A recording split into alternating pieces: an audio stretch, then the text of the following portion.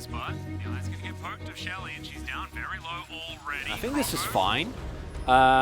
Considering how early they find the shove, should not put Teddy and Carrier in a dangerous position, especially with Croco also being around that bot side. And yet that's the matchup. Yeah, this is not a good time. And it's only gotten worse, right, with the Kingslayer nerf as Fate going to dive forward. We can see that the stats for the Sylas very good, but it was a different situation for the Sylas. There's the dissonance, gets the slow into Fate. The clockwork is well and truly winding up, as Faker is not going to bite off more than he can chew. And damn. Very amazing ones. I guess you can say that the Gnar obviously is by far the strongest as owner. Oh yeah, in he goes. Carrier's going to get the flash. They're looking for the stun onto Effort. Hook is going to connect though onto the Leona as now Prince trying to get that damage down. The Ignite's ticking, but Carrier does make it far enough away. We were looking at that teleport ward there as Summit not going to come in. Went wrong at the first Herald, and that is, I think, a trap they need to avoid here. Playing into T1 with an advantage is not a fun experience. Oh, getting a flash would also be good, as immediately Teddy's going to cleanse. Has to flash though because the Flay was in range. He's only got a piercing arrow to throw down, but now no flash for Teddy, no cleanse either. T1 actually was in a position to turn as fast there. Oh, Faker's coming as well. Yeah, fish looking barrel dangerous. Down here. There is a shockwave available. Double TP available for Sandbox though. Right now, it's just T1 positioning themselves around here, trying to get as many plates as they can before they unleash the Rift Herald. There's a very deep teleport to come through from the Sylas. There's Effort in a bit of trouble. Croco looking for something. Is the Shockwave going to come through? But the Heartbreaker is buffered. Croco makes it out. Fate spotted here by Ono. That's great news for T1.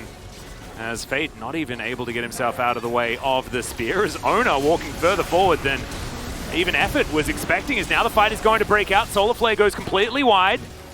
They do get the flash out, so Croco has to use everything. As now Prince down to 350, and T1 still closing in. The war of attrition. Everyone. It was so funny.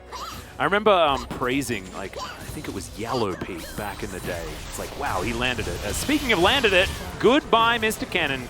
Can't even get these stuns off. You're kind of relying on T1, but T1, if they hit a skill shot on someone, that someone generally will be dead.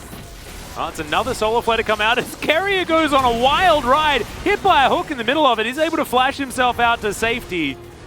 But that was exciting. That was a lot.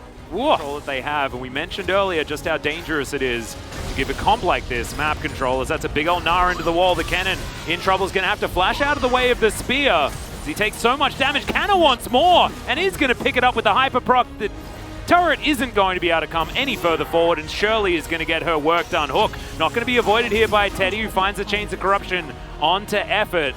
He still had his flash available, and his wave clear certainly going to be dangerous, as Fate says, no, I want to be able to hit you with your own ultimate.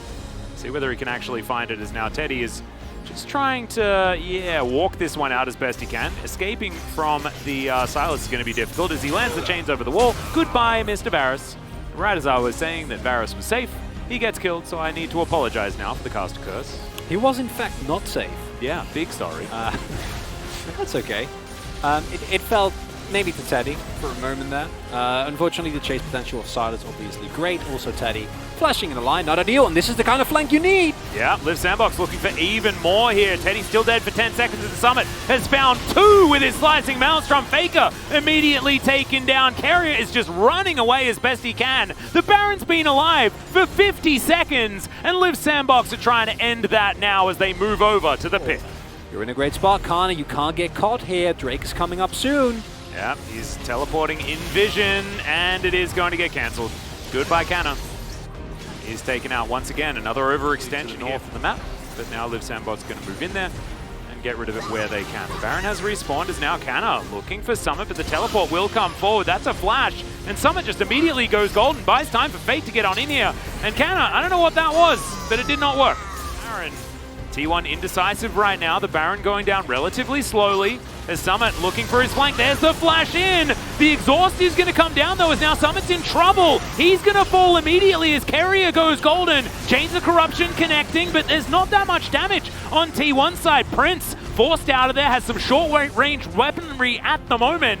And it's a 4v4. Prince is the win condition as there's the Gnar. And Canna may have done it. They lock down Effort. As now right into the back line they go as they trade 1-for-1. It's supports now that have been taken out. Carrier and Effort have both fallen down. 100 to 0ing that Liv Sandbox had is too much. Soul point is taken, but... Oh! Woo. Okay, Teddy. Very close, but Summit might just be able to take him down here. Just needs one more Q, and that is goodbye, Barretts. In the meantime, T1 are taking on the Baron. Let's see whether they can actually lock this one up.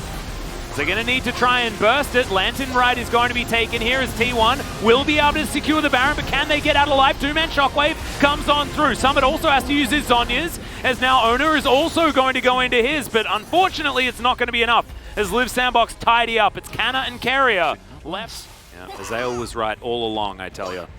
As the teleport to come through here from T1, Summit trying to turn this possibility as he's immediately going to get exhausted as Faker not going to get taken down here. Summit absolutely is, as that might have been an overly aggressive play. As now Liv Sandbox setting up. Chain's not going to connect at all, as now Prince going to take a Lantern. Chains of Corruption connect, as that's a big gnaw from Fate, but where's the follow-up? He does find his Zhonya's button. Shockwave comes through and they get rid of the Silas. Croco trying to get out of there as Owners dived on forward. Goodbye, Mr. Aphelios. There's not enough years quite available here for the Liv Sandbox. It is going to be the inhibitor taken one more time here from T1. They're looking for it. Yeah, we're going to go for the end. 5 members of T1 pushing on forward. 25 seconds on Fate, 22 on Prince. Is now Effort desperately trying to keep these turrets alive, but T1, they are one-track focused. They want this 3-0. Hook is going to connect onto Faker, but it's not going to be enough. And T1, despite everything that happened